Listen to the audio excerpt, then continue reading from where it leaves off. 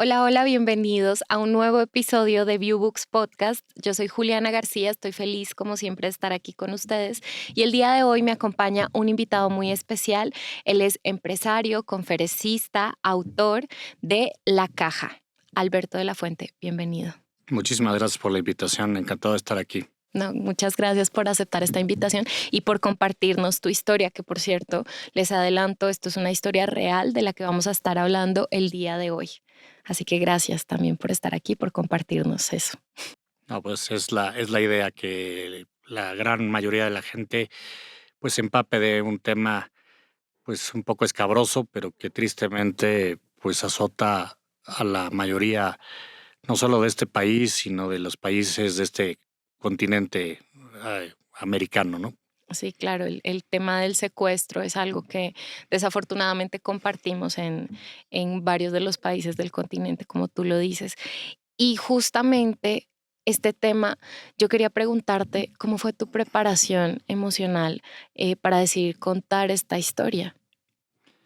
Pues mira, esto sucedió a finales del 2016.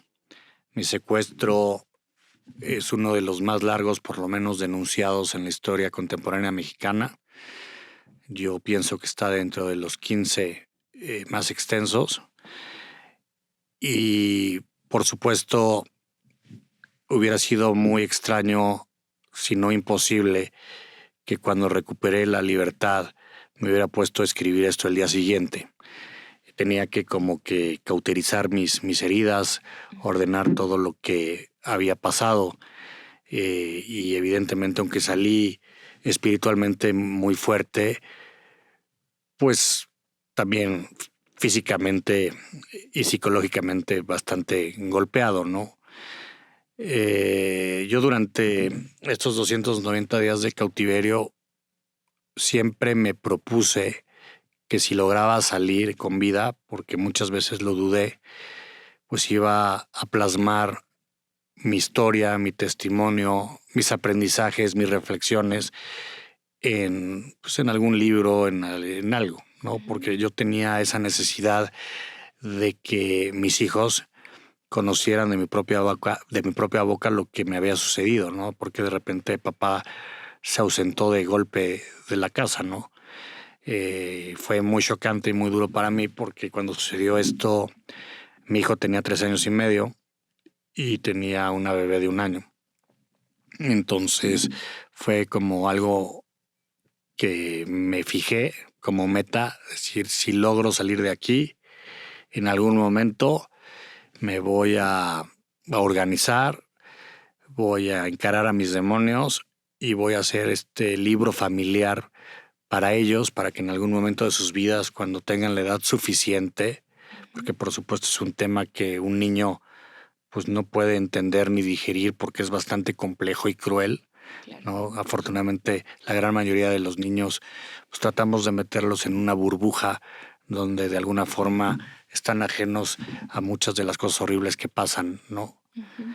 Pero dije, finalmente, aunque es un testimonio muy fuerte, muy desgarrador, también es un libro de resiliencia y quiero que en algún punto de sus vidas, cuando seguramente encaren en una situación difícil, pues vean que pues su papá pudo salir del abismo más oscuro y que entiendan que en cualquier adversidad, mientras que haya actitud, fe, voluntad, se puede salir adelante. Y ese fue como mi principal motivador de comenzar este proyecto, que también también pospuse por mucho tiempo, porque una cosa es decirlo y otra es hacerlo. Claro. Y la verdad es que pues sí tenía miedo como de sentarme frente a una computadora y empezar a contar esta historia desde cero, ¿no? Entonces, como decimos, ¿no? Literalmente por varios años estuve pateando el bote. El pretexto era, uno, no soy escritor, cómo voy a plasmar pues, todo esto que tengo aquí en la cabeza y en el alma atorados. Y dos, tampoco tengo el tiempo, ¿no? Pero pues se vino la pandemia de COVID-19, que fue un nuevo encierro, para mí mucho más cómodo, ¿no? Por supuesto, aparte al lado de mi familia, que Claro, eso lo hizo muy, muy llevadero. claro. Y supe que era el momento de dejar de diferir este proyecto de vida y literalmente monté una oficina en la casa y me impuse un horario Ujú. para trabajar en el libro, sin exagerar. Yo creo que le dediqué 5 o 6 horas diarias por 2 años y medio de mi vida, ¿no?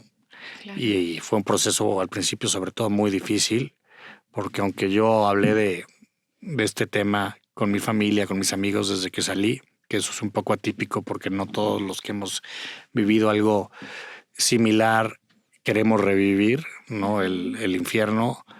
Yo se ve que si no lo hacía me iba a asfixiar, ¿no? Pero Mm. no es lo mismo contar ciertas cosas que ahora hace una reseña de 290 días y yo no quería omitir absolutamente nada, por más duro que fuera, ¿no? Porque Sí. finalmente, como te comento, mi audiencia pues eran mis hijos, Ujú. pero pues me obligué y como a la mitad del proceso, cuando a lo mejor la pandemia se estaba poniendo cada vez más incierta, cuando la Ujú. gente empezó como a perder la esperanza de que esto iba a acabar en algún Sí, que no momento, sabías cuándo se iba a parar. empecé a compartir algunas filosofías mías, algunas reflexiones, algunos extractos del libro, los empecé a mandar por WhatsApp, por redes sociales y me di cuenta que pues de alguna forma estaba ayudando a la gente como que a sobrellevar Ujú.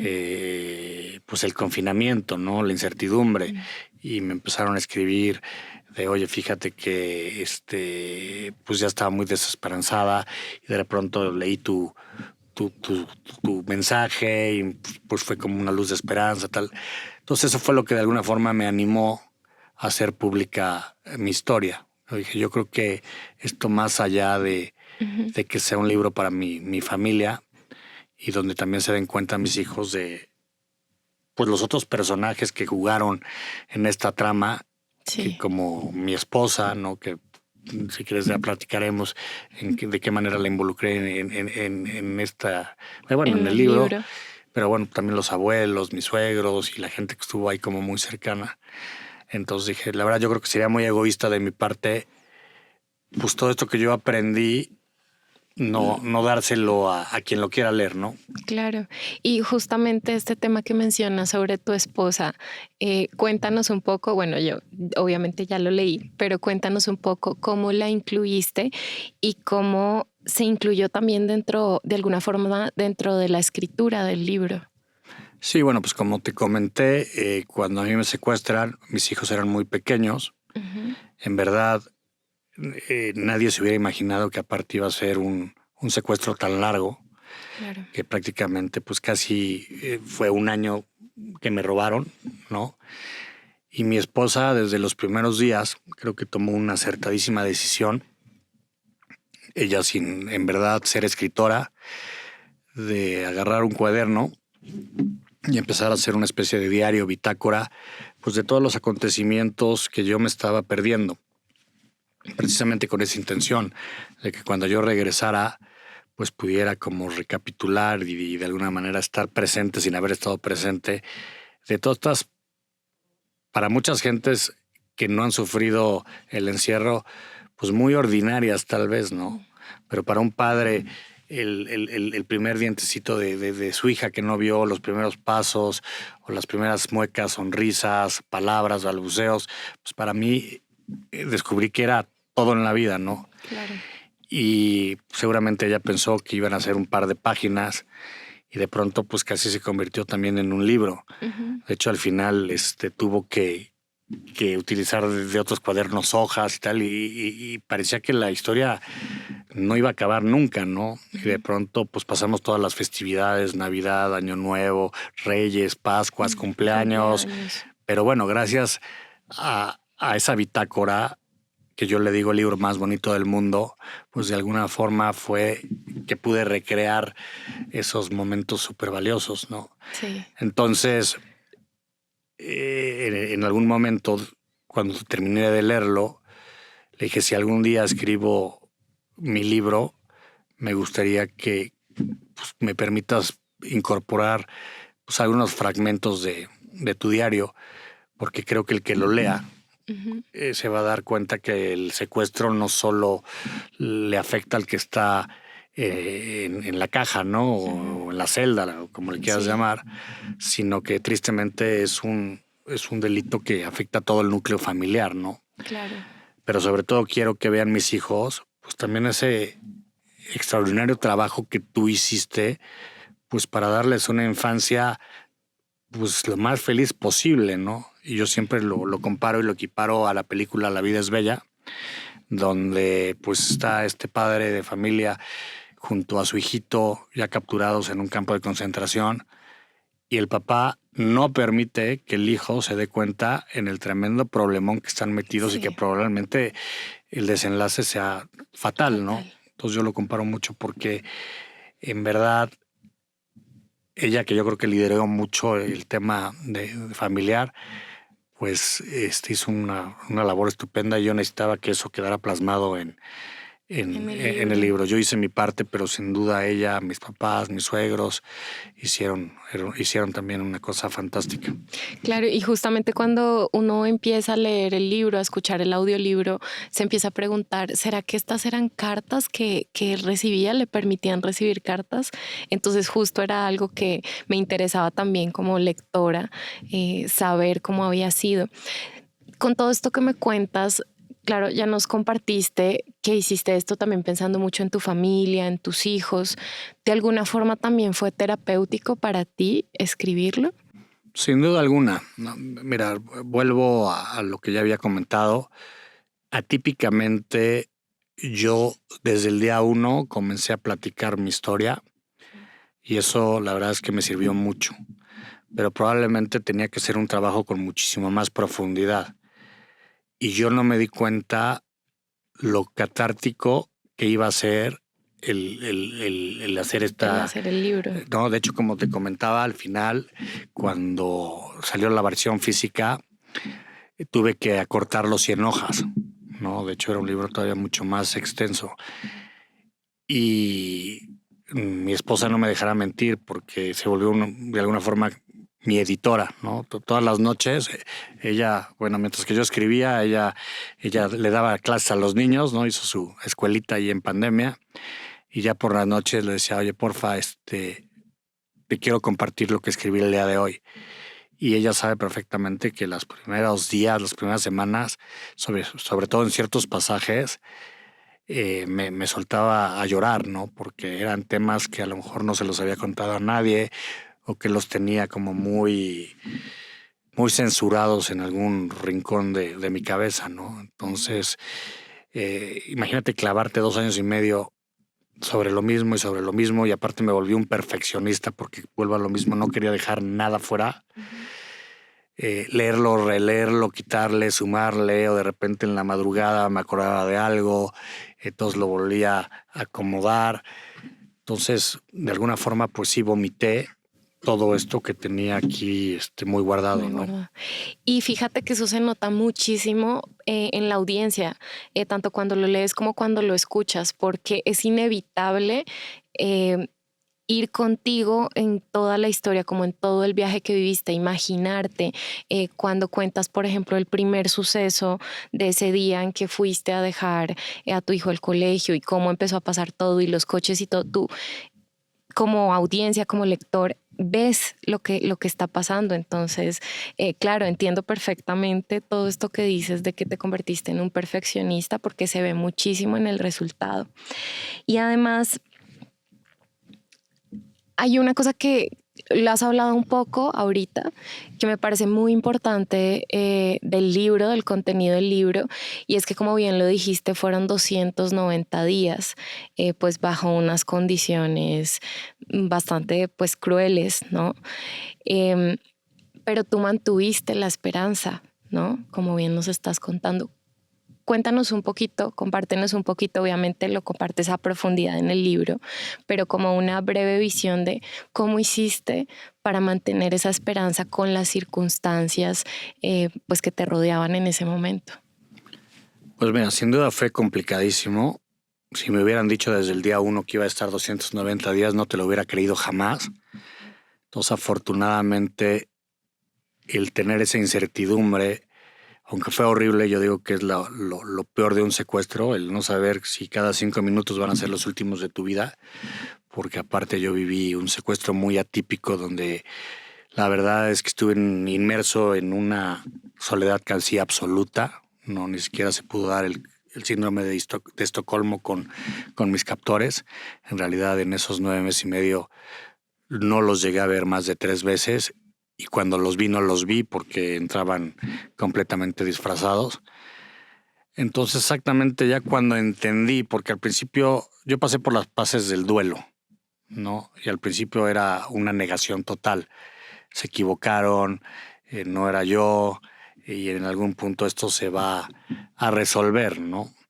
Pero ya cuando entendí que esto era un asunto bastante complejo y que probablemente iba a ir para muy largo, tenía que yo, pues, hacer uso de todos mis recursos que recopilé durante toda mi vida, ¿no? Todo ese conocimiento que de alguna forma adquieres de una u otra forma y que seguramente por ahí iba a encontrar algunas respuestas, ¿no?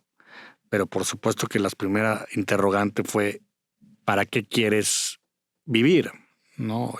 ¿Cuáles son las razones de querer salir de aquí con vida, ¿no? Y por supuesto lo primero que me arrojó mi cabeza pues fue mi familia, ¿no?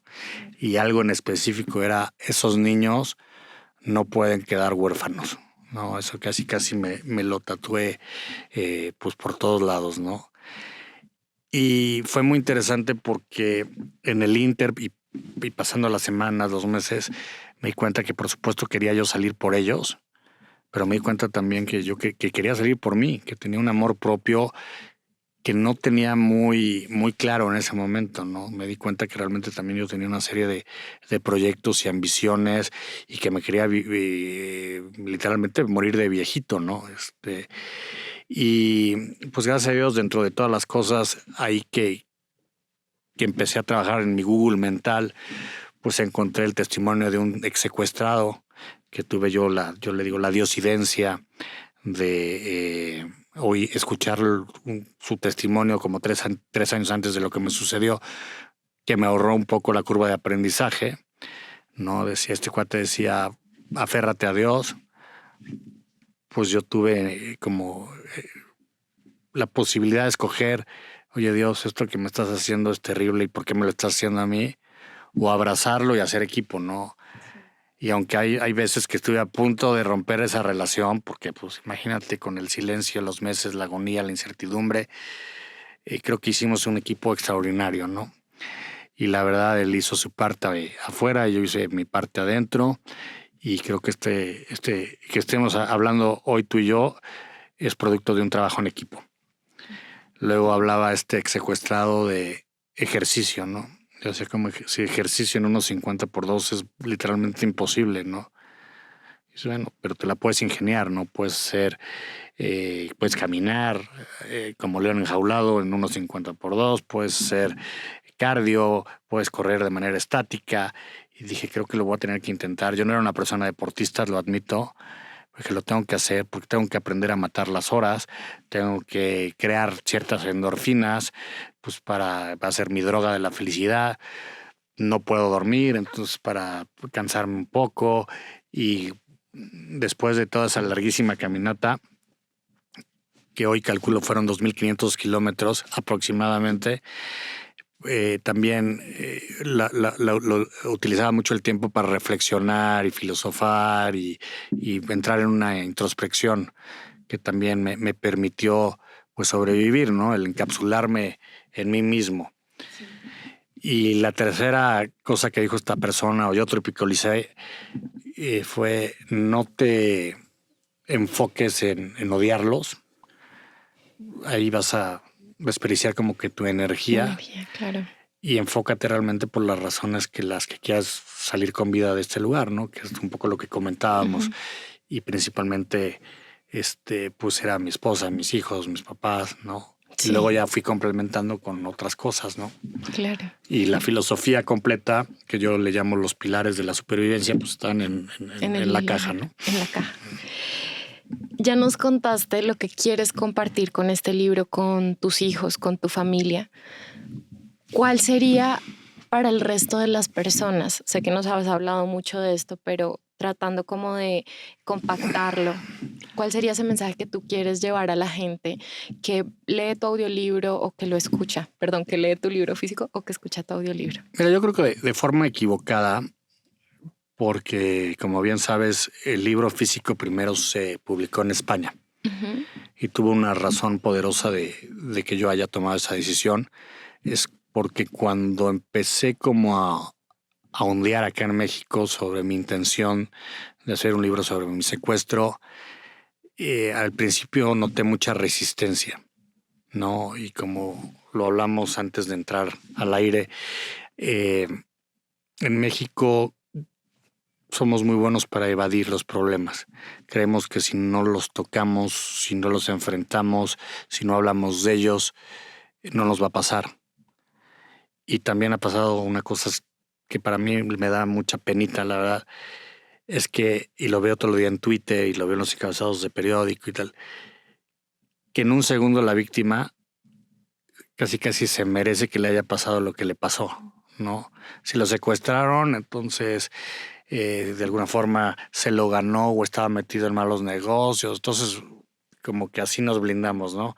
Y si mataron a una mujer, no, pero es que salió con un escote muy pronunciado, ¿no? Y era de cascos ligeros. Y si a alguien matan por un reloj, a los 4 días ya dicen que era una ejecución. Entonces cambiamos el sentido de la historia. Y empecé a oír como mucha resistencia. Por supuesto, los primeros que como que no entendieron mi decisión de hacer esto público fue mi familia. La verdad es que los entiendo. Básicamente yo trato de hablar de mi vivencia, pero también La Caja es un libro que también le digo yo, la caja, la máquina del tiempo, porque en tantas horas y tantos días de reflexión, reintrospección, pues por supuesto analizo pasajes de mi vida, de mi infancia, de mi juventud y de alguna manera pues hablo de ellos, ¿no? Y yo creo que yo tengo todo el derecho del mundo de hablar de mi historia, pero ya es más delicado tocar anécdotas o situaciones de la gente alrededor tuyo, ¿no? Entonces fue los primeros, así que obviamente no me lo podían impedir, pero pues no les causó como mucha gracia. Creo que después ya casi después de un año de haber sido publicado y con todo lo que les enseño de la gente que me manda reseñas o de cómo cuando doy una conferencia en una universidad o tal, que hay gente que me abraza o hay gente que se siente tan identificada o me dice, oye, me abriste los ojos, me curaste el corazón y cosas así, entienden por dónde va el sentido del libro. Pero el libro nunca fue hecho con un tema de yo victimizarme, tampoco, la verdad, es un libro como de denuncia y escupirle al país y decir que todo es una porquería. Yo también no puedo estar tirando flores porque hay 5 secuestros al día en México, pero no es el objetivo y por ahí no va el tema, ¿no? Es un tema de alguien que se cayó 1000 veces, que muchas veces tuvo en la cabeza la idea pues de que ya entraran y verdaderamente me quitaran la agonía que yo estaba sintiendo, o yo mismo llegué a pensar la forma de yo mismo acabar con mi vida, y cómo mis razones y mi optimismo fueron un peso mucho más fuerte en la balanza para que me permitiera pelear, ¿no? Sí. Y creo que ese es el verdadero mensaje que yo quiero transmitir, que se puede. Siempre se puede. Ni siquiera pienso que yo esté en el top de lo peor que te puede pasar en la vida. Simplemente lo que yo quiero transmitir es que echándole ganas no hay imposibles, ¿no? Pues ya saben ustedes, de verdad los invito y las invito a que conozcan esta historia. Ya está disponible el audiolibro en app.viewbooks.com y también recuerden que pueden ver, escuchar y disfrutar de el Viewbook en www.viewbooks.com. gmail.com. Y hablando de eso, ahora compártenos un poquito la experiencia de la grabación del audiolibro, porque tú grabaste también con tu voz partes del libro. Cuéntanos un poco sobre esto. Bueno, a mí me hubiera encantado poder yo grabar todo el audiolibro. Ujú. La verdad es que por temas de agenda me fue imposible. Creo que le hubiera dado un toque muy especial. Más sin embargo, al final creo que se llegó a un buen acuerdo donde yo pues tocara o hablara en lo que es la parte de mi introducción y de mi epílogo. Y pues fue una sensación nueva. Ujú. Creo que pensé que no me iba a remover cosas, pero la verdad es que pues nunca lo había leído en voz alta. Pero creo que le va a dar un toque, sobre todo, de humanidad, Ujú. ¿no? Creo que el lector al final, o el Escucha. audiolector, Sí. lo va a agradecer mucho. Ujú. También Mariel, mi esposa, se atrevió a leer los fragmentos de su diario y creo que eso pues va a ser muy, muy conmovedor. Y yo, como le decía el otro día, aparte estás dejando un testimonio para nuestros hijos, ¿no? Van a poder Sí. oír tu voz, mi voz, cuando quieran, cuando Ujú. ya no estemos, ¿no? Entonces eso creo que es una huella indeleble que solo el audiolibro eh, puede hacer esta magia, ¿no? Claro, y que lo que hablábamos también hace un momento antes de iniciar el podcast, pues también es otro formato que también al estar en internet, al estar en streaming, pues llega a otros países, aunque bien ya sabemos que hay otros formatos también, el libro físico, el ebook que puede llegar también a otros países y pues también llegar a más personas. Sí, ese es como Ujú. pues el desafío, ¿no? Ujú. Yo realmente estoy, lo digo abiertamente, pues por supuesto nunca lo pensé como un negocio. Ujú. Yo creo que es como dejar mi granito de arena en mi paso por este mundo. Yo siempre digo que estoy viviendo tiempos extras.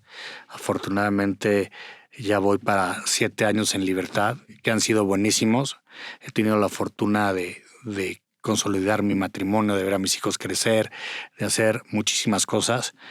Yo siempre me prometí a mí mismo que si salía libre del encierro, triplicaría el tiempo que me quitaron y creo que ya hasta me excedí.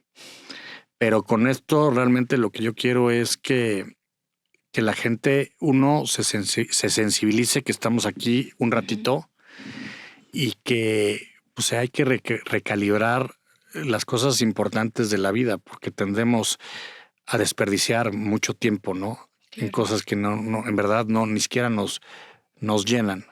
Ujú. Entonces, este es ¿qué te puedo decir?